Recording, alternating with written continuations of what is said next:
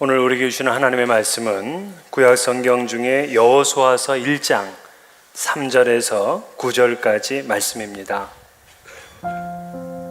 구약 성경 319면에 있습니다. 여호수아서 1장 3절에서 9절까지 이 계시의 말씀을 봉독할 때 살아계신 하나님의 음성을 들을 수 있기를 바랍니다.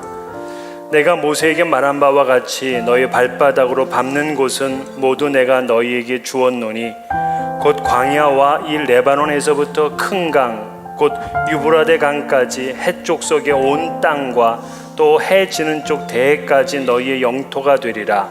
내 평생에 너를 능히 대적할 자가 없으리니 내가 모세와 함께 있었던 것 같이 너와 함께 있을 것임이니라.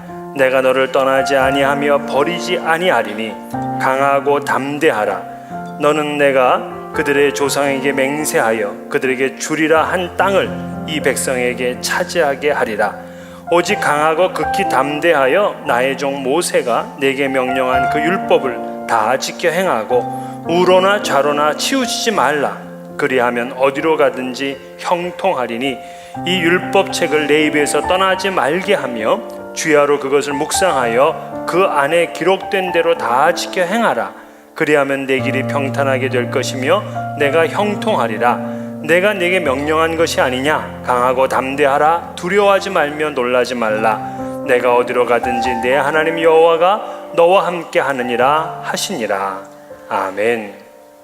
하나님의 말씀인 성경은 예수님 오시기 전과 또 오신 후로 나뉘어집니다. 이 구약과 신약이라고 하죠.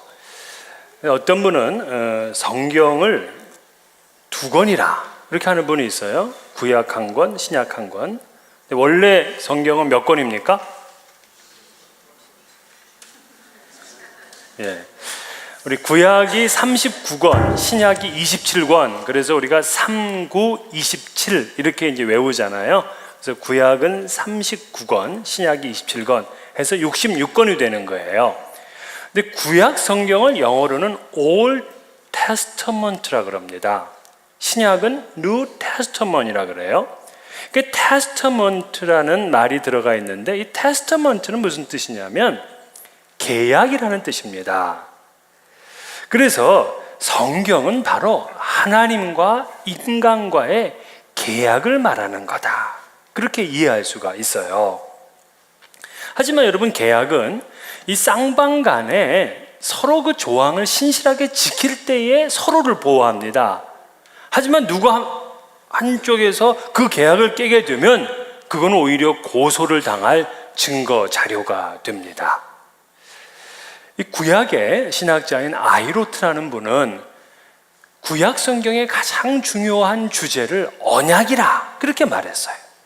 그래서 가만히 우리가 성경을 읽어보게 되면 이스라엘 백성들이 하나님과의 언약을 잘 지키면 복을 받습니다. 근데 하나님의 언약을 지키지 못했어요. 십계명을 막 어깁니다. 그러면 그들이 하나님의 징계를 당하는 그런 사건들을 우리는 성경 내내 볼 수가 있었어요. 그래서 성경은 이 약속과 성취의 반복이 됩니다. 하나님께서는 물론 그 이전에 노아하고도 언약을 맺으셨지만 본격적으로 언약이 나오는 건 아브라함과의 언약이죠. 그러니까 아브라함, 이삭, 야곱, 그리고 시내산에서 모세와 이스라엘 백성들 전체하고도 하나님께서는 언약을 맺으셨다고요. 그래서 하나님은 이스라엘의 하나님이 돼서 이스라엘을 보호하시고 인도하셔요. 또 이스라엘에게는 하나님이 우리의 하나님이 되셔서 그 하나님의 말씀을 순종하고 따라야 될 의무를 갖게 됐습니다. 훗날 하나님은 다윗과도 언약을 맺으셨어요. 이 약속의 성취로 예수 그리스도께서 다윗의 자손으로 이 땅에 오셨습니다. 그러니까 구약 성경에 보면은 모두 다 언약의 역사를 할 수가 있어요. 그러면 지금 우리 신약의 시대에 살고 있는 우리들은 하나님과 어떤 관계냐? 우리도 역시 언약의 관계예요. 에베소서 2장 12절에 보면 그때에, 그러니까 예수를 믿기 전에 너희는 그리스도 밖에 있었고 이스라엘 나라 밖의 사람이라. 약속의 언약들에 대해서는 외인이요. 즉 약속의 언약에 대해서는 너희들이 당사자가 아니라 이방인이라는 거예요. 그래서 세상에서 소망이 없고 하나님도 없는 자이더니 그랬어요. 그러니까 예수 그리스도 밖에 있는 사람은 언약이 없는 사람, 예수 그리스도 안에 있는 사람은 약속의 언약 관계에 있는 사람이다, 그렇게 얘기를 하고 있는 거예요. 그래서 우리도 예수를 믿게 되면 하나님께서 우리를 천국 백성으로 삼아주신다고. 이게 언약이에요. 우리에게 영생을 주실 것, 이거 언약입니다. 그러나 이런 궁극적인 약속뿐만이 아니라 우리 교회나 또 여러분의 개인 삶에도 하나님과의 약속이 있어요. 다 약속이 있다고요. 그러면 이 약속은 어떻게 이루어지는 것이냐? 오늘 성경 본문은 그 약속이 어떻게 성취가 되는지를 우리에게 가르쳐주고 있습니다. 이 세 가지인데, 그 약속은 많이 받았지만 약속을 어떻게 이루느냐 하는 비결이 이제 오늘 본문에 나오는데, 그 첫 번째가 너희 발바닥으로 밟으라 하는 거예요. 자, 이게 무슨 말이냐? 첫 번째 약속, 그 신앙의 법칙은 그 주님의 약속을 믿고 발바닥으로 밟는 것인데, 하나님께서 이스라엘 백성들에게 땅을 주시겠다 그랬어요. 근데 그 땅을 얼마만큼 얻느냐 하는 거는 얼마까지 땅을 밟느냐에 달려 있다고요. 자, 여러분, 하나님께서 이스라엘 백성들에게 땅을 얼마만큼 약속하셨습니까? 하나님이 약속하신 땅이 어디입니까? 가나안. 하나님은 이스라엘 백성들에게 가나안 땅만을 약속한 게 아니에요. 가나안이 여러분 뭐 조금해요. 우리 그 남한의 몇 분의 1밖에 안 됩니다. 그 하나님의 스케일이 얼마나 큰데 당신의 백성에게 코딱지만한 땅을 약속을 하겠습니까? 하나님이 약속한 땅은 어마어마해요. 그게 어디 나오느냐? 오늘 본문 4절에 나와요. 4절에 보면 곧 광야와, 이 광야는 지금 이스라엘 백성들이 있는 이 광야, 즉 이집트예요. 그리고 이 레바논에서부터, 레바논은 어디냐면 이스라엘의 북쪽에 붙어 있는 땅이야. 그리고 큰 강 유브라데 강까지. 유브라데 강은 어디 있어요? 유프라테스 강인데 바로 이라크에 있습니다. 그러니까 하나님이 약속하신 땅은 이집트 일부와 이스라엘 가나안뿐만이 아니라 레바논 그리고 이라크까지야. 그거로 끝이 아니야. 해쪽 속의 온 땅과 해쪽 속은 히타이트라는 이제 그 문명을 이룬 나라인데요. 이 해쪽 속은 지금의 시리아예요. 그리고 해 지는 쪽 대해, 그러니까 지중해죠. 까지 너희의 영토가 되리라. 그러니까 하나님이 이 이스라엘과 맺은 이 땅의 크기는 이집트, 그리고 이스라엘, 레바논, 시리아, 이라크, 그리고 지중해까지, 이 엄청난, 우리가 이제 세계사에서는 비옥한 초승달 지역이라 하고 부르는 그 장소라고요. 그럼 이게 언제부터 이런 얘기가 나왔느냐? 하나님이 아브라함하고 맺은 약속에 이게 나와요. 창세기 15장 18절에 나옵니다. 그리고 모세와 또 맺은 약속에도 이 땅에 나옵니다. 출애굽기 23장 31절과 신명기 11장 24절. 그러니까 여러분, 하나님이 이 백성들에게 준 땅은 굉장히 큰 땅이야. 근데 문제는 이 땅이 저절로 얻어지는 것이 아니라는 거예요. 그 약속하신 땅의 몇 퍼센트를 차지하느냐, 그건 너희들이 얼마만큼 밟느냐에 달렸어요. 그래서 3절에 너희 발바닥으로 밟는 것은 모두 내가 너희에게 주었노니. 자, 주었노니. 이 주었노니는 시제로 얘기한다면 뭡니까? 주었다. 이거는 과거? 현재요? 자, 이거를 영어 성경에 보면은 이렇게 나와 있습니다. I will give you every place where you set your foot 이렇게 나와 있어요. 그러니까 너의 발바닥을 밟는 그 모든 것을 내가 너희에게 줄 것이다 이런 얘기잖아요. 미래형으로 돼 있어요. 그러니까 하나님의 약속은 엄청나게 큰 땅을 했는데 너희들이 어디까지 밟느냐, 그게 너희 땅이야 이 얘기예요. 그러니까 여러분, 하나님과의 약속을 여러분이 얼마나 크게 받으셨는지 모르겠지만 하나님은 스케일이 크신 분이시잖아요. 그 조그만 땅 주고서 야 약속이다, 이건 뭐 약속 안 해도 내가 얻을 수 있잖아요. 하나님은 어마어마한 땅을 약속하셨어요. 그러므로 우리도 그림을 크게 그리고 넓게 밟아야 돼요. 이 한국의 부산에서 그 교회를 개척해서 2만 명이 넘는 큰 교회로 만든 아주 유명한 목사님이 계십니다. 그분이 이제 부산 수영로 교회의 정필도 목사님이라는 분이세요.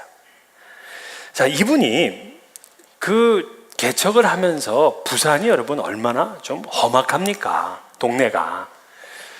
그런데 그 길을 이렇게 걸어가다 보니까 새가 한 마리 이렇게 날아가는 걸 보면서 야, 정말 멋있다. 나도 저렇게 창공을 마음껏 날아봤으면 좋겠다 하는 그런 생각을 하면서 계속 새를 봤답니다.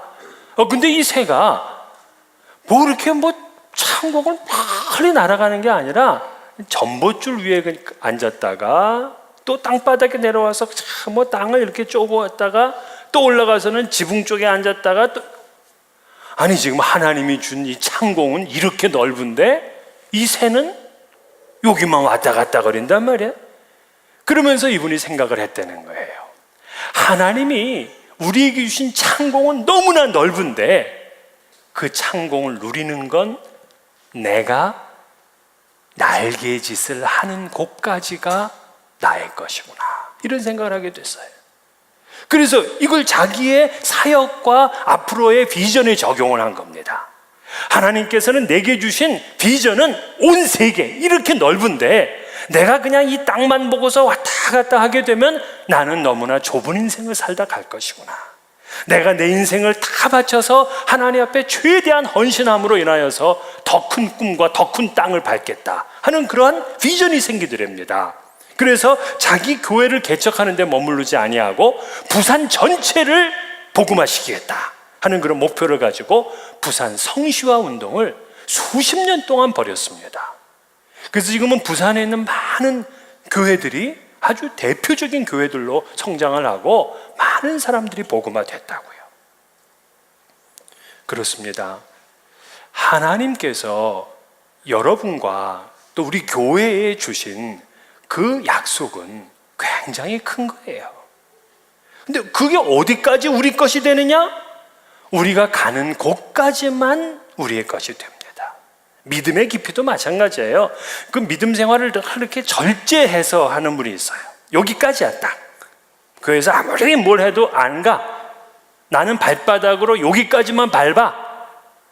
아유, 이분들은 막 5년, 10년, 30년 돌아가실 때가 다 됐는데도 믿음이 그 자리야. 왜? 더 안 밟으니까. 믿음도 더 깊게 밟는 곳까지 자라나는 거예요. 교회 사역도 마찬가지입니다. 하나님께서 각 교회마다 주신 약속의 크기는 엄청나요. 그런데 맨날 친교만 하고 돌아가요. 그러면 이 교회는 그냥 친교형 교회입니다. 재밌어. 뭐 우리 교인들끼리 다 재밌게 지내요. 그러나 하나님의 그 약속의 크기를 너무 못 누린 교회가 됩니다. 교회가 세상을 향해서 믿음의 발걸음을 딛게 되면 교회의 영역은 엄청나게 확장되는 거예요. 제가 신대원 3학년 때 아주 특별한 그 수업을 들었는데 이 수업은 교실에서 하는 수업이 아니었어요. 교수님과 약속을 합니다. 그러면서 이제 제가 이제 서울에 살았으니까 서울 인근에 있는 그 기독교와 기독교 기관에서 하는 그 봉사, 선교 기관들을 방문하게 된 거예요.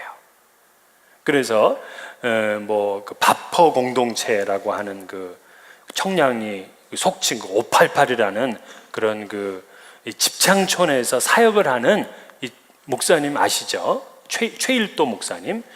그분도 만나서 이제 얘기도 들어보기도 하고 뭐 이렇게 곳곳을 다니는 겁니다. 이제 그 한 학기 내내.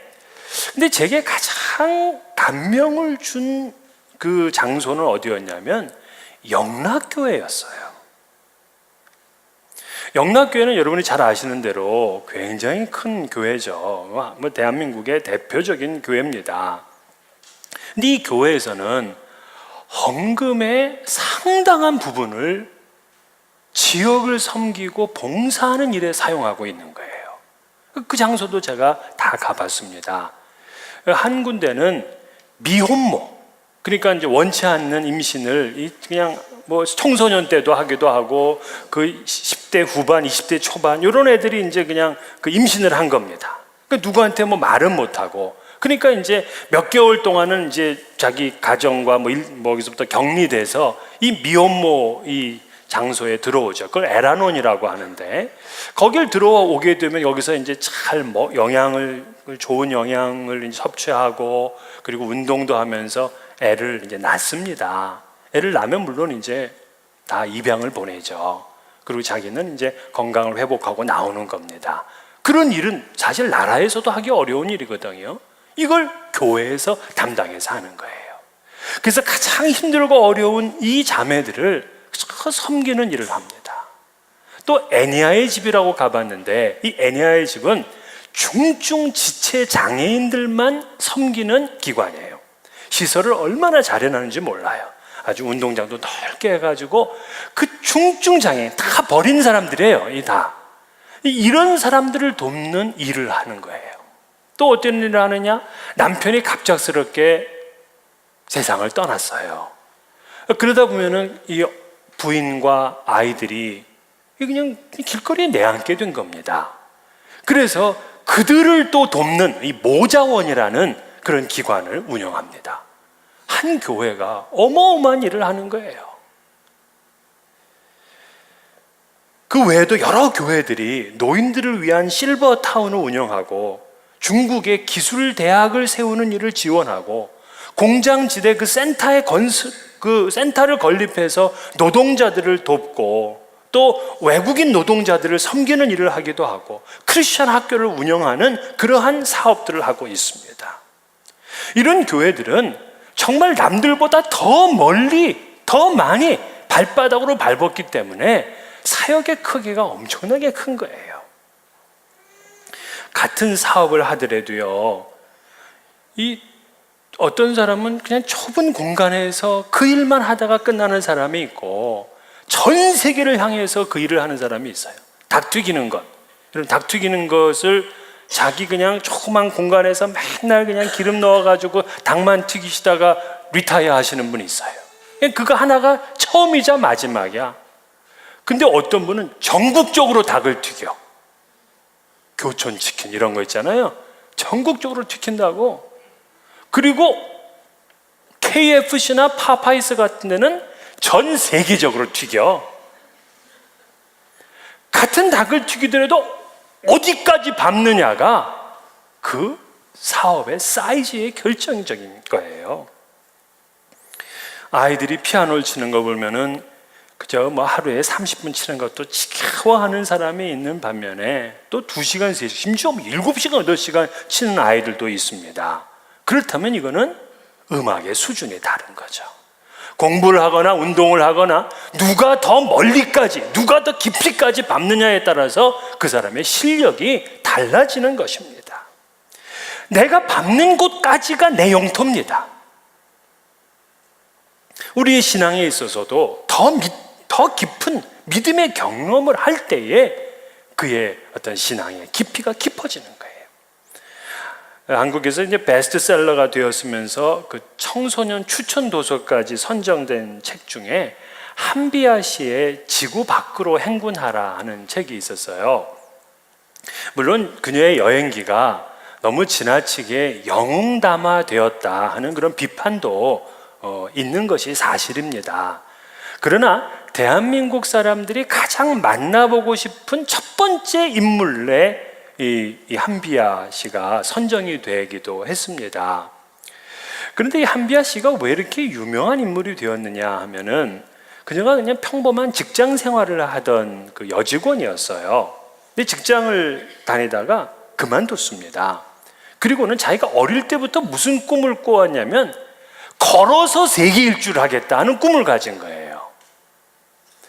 그래서 그는 직장을 그만두고 무려 7년 동안 세계를 걸었습니다. 세계의 오지를 다 탐험을 한 거죠. 그러고 나서 돌아온 다음에는 이제 그 월드 비전 그 긴급 구호 팀장을 맡아서 5년 동안 그 고통당하는 국가들을 이제 돌아보는 그런 일을 하게 된 거예요. 그래서 그 일을 하면서 자기의 어떤 그 경험들을 그 책에 이제 담은 것입니다. 그래서 사람들이 궁금하죠. 어떻게 여자의 몸으로 그렇게 엄청난 일을 할 수 있었는가? 그녀는 이렇게 말했습니다. 나는 세상이 만들어 놓은 한계와 틀 안에서만 살 수가 없다. 안전하고 먹이도 거저주고 사람들이 가끔씩 쳐다보며 예쁘다고 하는 세상 속의 삶, 경계선이 분명한 지도 안에서만 살고 싶지 않다. 나는 세상 밖으로, 지도 밖으로 나갈 것이다. 두 날개를 활짝 펴고 날아다닐 거다. 스스로 먹이를 구해야 하고 항상 위험에 노출되어 있지만 그것은 자유를 얻기 위한 대가이자 수업료이다. 기꺼이 그렇게 하겠다. 길들여지지 않는 자유를 위해서라면.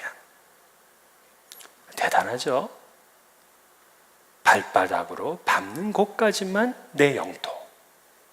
거기까지만 약속이 이루어지는 겁니다. 그런데 두 번째 신앙 법칙은 무엇이냐면 우리가 발바닥으로 밟는 것까지 다 우리께 된다고 약속은 받았는데 여기에 중대한 문제가 있어요. 무슨 문제냐면 어디를 밟을 것인가 하는 문제입니다. 아무데나 다 밟고 다닌다고 이게 내 영토가 되는 게 아니에요. 어디를 밟아야 되느냐? 하나님의 약속된 땅을 밟아야 돼요. 하나님의 약속이 아닌 땅을 괜히 밟아서는 안 돼요. 그러니까 우리는 약속된 땅을 밟기 전에 뭐를 먼저 알아야 되느냐? 하나님의 약속이 뭔지, 하나님의 뜻이 뭔지, 하나님의 계획이 뭔지를 알아야 돼요. 그래서 약속을 성취하는 두 번째 신앙 법칙은 말씀을 묵상하여 그 안에 기록된 대로 다 지켜 행하는 것입니다. 이게 바로 성공의 비결이죠. 오늘 8절 말씀에 그렇게 얘기를 하죠. 이 율법책을 내 입에서 떠나지 말게 하며 주야로 그것을 묵상하여 그 안에 기록된 대로 다 지켜 행하라. 그리하면 내 길이 평탄하게 될 것이며 내가 형통하리라.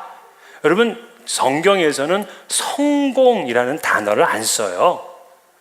성공 대신에 형통이라는 단어를 씁니다. 그래서 여러분 영어 성경으로 읽어보게 되면 형통이라는 말을 전부 다 success로 번역을 했잖아요. 이게 성공이야. 그리고 우리 인생 가운데 성공하고 싶지 않은 사람이 어디 있어요? 뭐든지 다 성공하고 싶지. 그 성공의 비결이 뭐냐? 말씀을 주야로 묵상해. 그리고 그 가운데 기록된 대로 다 지켜 행하는 것입니다. 시편 1편에 보면은 복 있는 사람은 하고 이야기를 하면서 오직 여호와의 율법을 즐거워하여 그 율법을 주야로 묵상하는 자로다 그랬어요. 누가 복을 받느냐? 하나님의 말씀을 주야로 묵상하는 사람. 한비야 씨가 지도 밖으로 행군하라 그렇게 말을 했지만 그녀가 왜 그렇게 비판을 받고 있느냐? 너무 지도 밖으로 나갔어. 마약을 한 이야기를 쓰고 히치하이킹을 하고 테러리스트와 연애를 하고 그 외국인 여행자와 로맨스를 즐기고 너무 지도 밖이었어요. 그리스도인은 하나님이 그려주신 지도 안에서 행군해야 됩니다.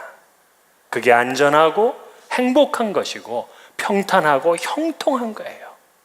놀랍게도 여러분, 이스라엘이라는 이 나라가 하나님이 약속해 주신 그 넓은 땅을 단 한 번도 누려본 적이 없습니다. 단 한 번도. 물론 다윗 솔로몬 때에 거기까지 영향력을 미친 건 있었지만 그걸 전부 자기의 땅으로 차지한 적이 없어요. 물론 이스라엘은 지금도 그 땅에 대한 욕심을 가지고 있습니다. 그게 하나님이 약속해 주신 땅이니까. 그러나 어쨌든 지금까지 3,500년 동안 그 땅을 약속은 받았지만, 아니 아브라함부터 하면 4,000년 동안 약속은 받았지만 한 번도 누려본 적이 없어요.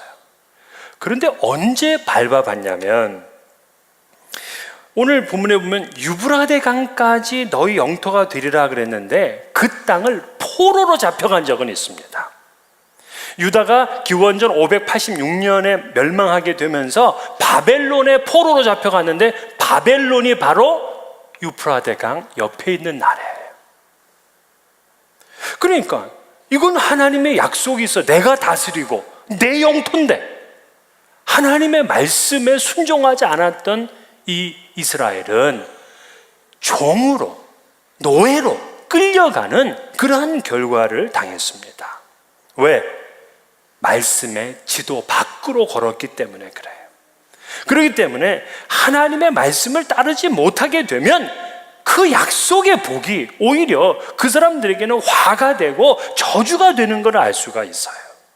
그래서 여러분, 하나님이 주신 그 복을 겸손하게 잘 받아야 되고 끝까지 하나님의 지도 안에 있어야 됩니다.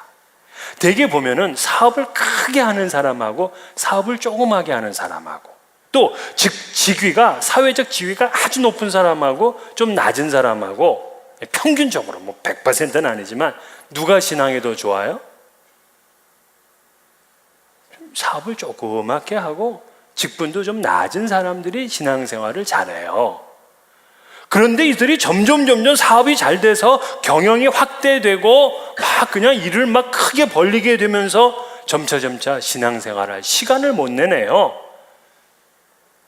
그럼 이분에게 주었던 하나님의 복은 결국에는 화가 되어서 그가 하나님으로부터 멀어지는 인생이 됩니다. 하나님과 멀어지는 것은 대단히 위험한 거예요. 왜냐하면 예수님께서 요한복음 15장 5절에 뭐라 그랬어요? 너희가 나를 떠나서는 아무것도 할 수 없습니다. 분명히 주님 말씀하셨잖아요. 그러므로 잘 나갈 때 더 겸손해야 돼요. 대개 사람들이 사업이 잘 되기 위해서 그렇게 열심히 기도합니다. 우리 자식을 좋은 대학 보내기 위해서 정말 새벽마다 열심히 기도합니다. 근데 사업이 잘 되면, 자식이 좋은 대학 가면 하나님의 복을 받는 것보다는 그 복을 누리는 것이 더 힘들다는 것을 알아야 돼요. 여러분이 정말 크게 사업을 하고 싶습니까? 여러분의 행복한 가정을 원하십니까? 진짜 멋진 신앙인에 한번 돼보고 싶습니까? 여러분의 자녀들이 무엇을 하든지 형통하기를 바라십니까? 그러면 오늘 주님 분명하게 약속하신 것은 주야로는 하루에 한 번만 숙제하듯이 읽는 게 아니에요. 주야로는 적어도 하루에 2번인가요?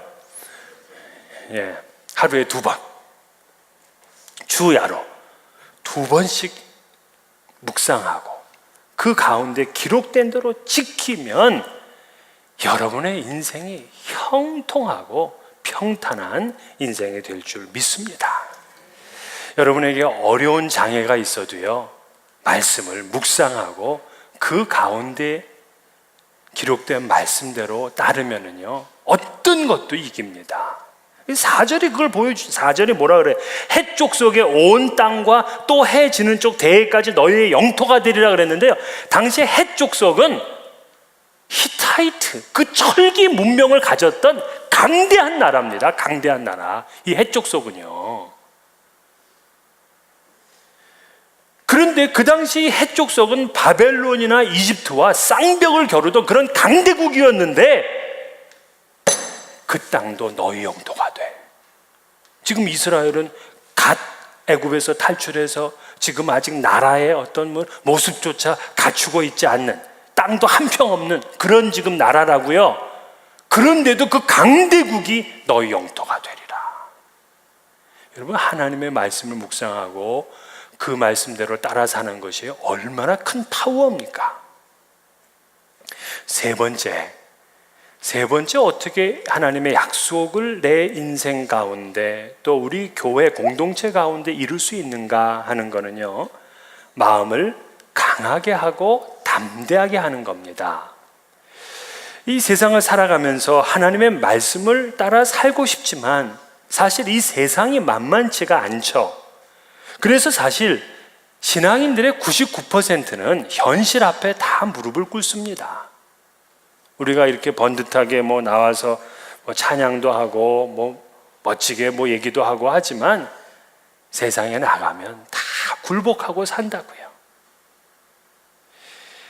그래서 무엇보다 말씀이 내 것이 되려면 강한 마음과 담대한 용기가 있어야 돼요. 오늘 7절 보게 되면 오직 강하고 극히 담대하여 나의 종 모세가 내게 명령한 그 율법을 다 지켜 행하고 우로나 좌로나 치우치지 말라. 그리하면 어디로 가든지 형통하리라. 자, 율법을 지키라는 명령 전에 뭐부터 나오느냐? 강하고 극히 담대하라는 명령이 먼저 나와요.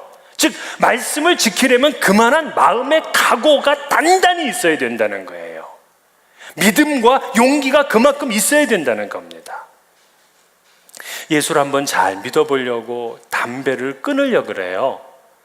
그런데 담배를 끊는 것도 여러분 얼마나 큰 용기와 결단이 필요합니까? 그거 하나 하기도 얼마나 어려워요. 그러니까 이 말씀 가운데 기록된 대로 다 지켜 산다는 것은 대단한 그 결심이 있어야 된다고요. 제가 알던 그 집사님 한 분은 암에 걸려서 이제 병원에서는 당신 6개월밖에 못 삽니다 하고 이제 그렇게 이제 판정을 받았어요. 그러니까 시한부 인생이 된 거죠. 근데 이분이 그때부터 이제 자연요법으로다가 자기는 해보겠다 하고 이제 마음에 결심을 한 겁니다. 그래서 식사요법을 하는 거예요. 그분이 20년 이상 사셨어요. 근데 어떻게 자기 하루 일과를 관리하냐면 새벽 4시에 일어납니다. 4시에 일어나서 자연식을 먹고요. 그리고는 산책을 합니다. 산책을 하고서는 잠깐 낮잠을 주무시고요. 그러고 나서는 이제 낮잠을 자고 나서는 이제 말씀드리기가 민망하지만 자기 옷을 다 벗는다 그래요. 완전히 네이키드가 되는 거예요. 그리고는 그 마루에 앉아가지고 풍욕, 바람 목욕을 한다는 겁니다. 그냥 이렇게 자세를 이렇게 해서 바람을 이제 들이마시고 하는 바람 목욕을 한다 그래. 왜 벗어야 되는지 모르겠지만 아무튼 그러면 그렇게 하고 있어요. 그리고 맨손 운동을 철저히 하는 겁니다. 그러니까 의지가 없는 사람은 사실 새벽 4시에 일어나가지고 그거 하고 싶겠습니까? 그런데 이마만큼 열심히 했더니 20년 이상 살고 계시더라고요. 힘든 건 그 부인 권사님. 그 부인 권사님이 다 새벽에 일어나서 다 준비해 주신다고요. 그러다 보니까 이 철저하게 의지를 세우니까는 약도 거절하고 건강하게 사는 걸 볼 수 있었어요. 형통한 인생에 필요한 것은 뭐냐? 이마만한 강한 마음과 담대한 용기입니다. 여러분, 오늘 이 짧은 본문에서 마음을 강하게 하고 담대히 하라 하는 것을 3번씩이나 말씀을 하셨어요. 3번. 그만큼 지금 여호수아는 자기의 스승도 못 들어간 이 땅을 내가 어떻게 들어갈 수 있느냐 하면서 두려워했다고요. 두려워하고 있으니까 하나님께서 3번씩이나 네 마음을 강하게 하고 담대히 하라고 그렇게 명령을 한 것입니다. 새로운 역사를 이루려는 사람은요, 마음을 단단히 먹어야 돼요. 용기가 없으면 아무것도 이루질 못합니다. 우리 애들이 보는 영화나 또 애들이 읽는 책 가운데 오즈의 마법사라는 책이 있죠. 그 오즈의 마법사를 보면은 이 여주인공이 소녀가 이제 오즈의 마법사를 찾아가는 이제 어떤 그런 여행 경험담이죠. 그런데 이 소녀와 함께 이제 몇몇 그 인물들이 이제 동참을 해요. 근데 그 중에 누가 동참을 하냐면 사자가 동참을 합니다. 사자가 왜 오주의 마법사를 만나려고 그러느냐? 얘의 문제는 용기가 없어요. 그래서 용기가 없기 때문에 마법사를 만나러 가다가 쥐를 만나면 무서워서 벌벌 떱니다. 여러분, 쥐를 무서워하는 사자는 사자예요? 이거 뭐야 이거 도대체가? 예? 쥐를 무서워하는 사자는 사자가 아니죠. 두려워하는 그리스도인도 그리스도인이 아닌 거예요. 주님은 여호수아에게 명령을 주셨죠. Be strong and courageous. 담대하라, 강하라 하고 말씀을 하신 거예요. 하나님을 위해서 결단할 수 있는 용기를 갖춰야 약속을 성취할 수가 있습니다. 그러나 용기가 없는 사람은요, 자꾸 왔다 갔다 해. 이쪽으로 갔다가 저쪽으로 왔다가 이리 흔들리고 저리 흔들려. 그래서 오늘 7절에 뭐라 그래요? 좌로나 우로나 치우치지 말라. 그리하면 어디로 가든지 형통하리니. 좌우로 치우치지 않으려면 그만큼 이 강한 마음과 담대한 용기를 가지고 있어야 됩니다.